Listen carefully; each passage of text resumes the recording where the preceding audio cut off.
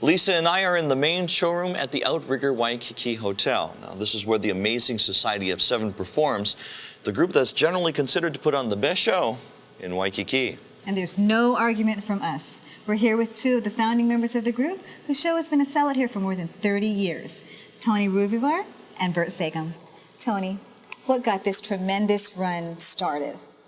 Well, it started many moons ago in Hong Kong. Actually, that's where the group originated from, in Hong Kong. We were known as the Fabulous Echoes. Mm-hmm. That's right. We stopped over in Hawaii, and we had a 4-week engagement at the Betty Riley's Copacabana, where the landmark is now.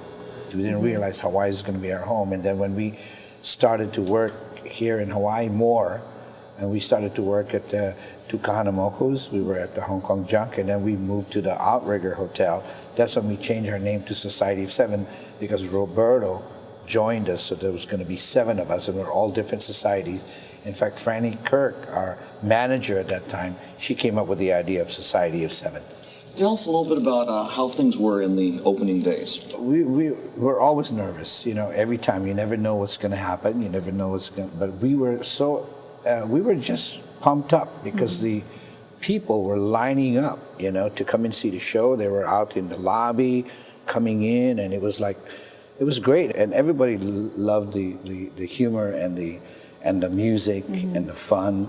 And we're having a good time, and we always involve the audience. Well, your show is constantly changing now. You're constantly updating.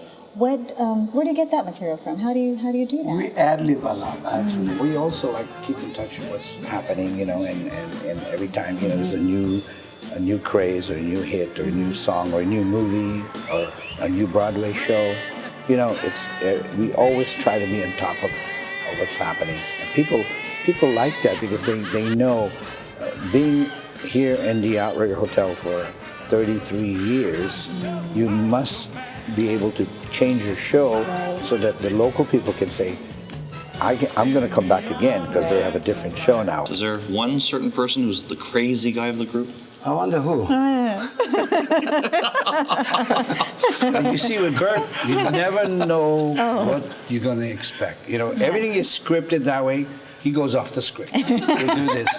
In fact, they were saying, and one time we went to Las Vegas and they said, well, you know, we only have one spotlight, and so we'll keep the spotlight on you because you're talking, introducing, and we'll arrange computerized lights to follow Bert. I said, that's impossible because you never know where he's going to go.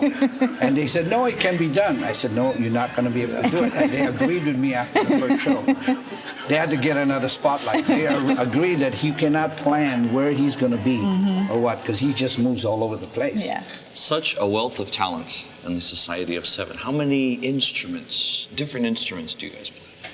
See, everybody in the group plays many instruments. I can say for sure that everybody in the group plays drums, you know, or percussions.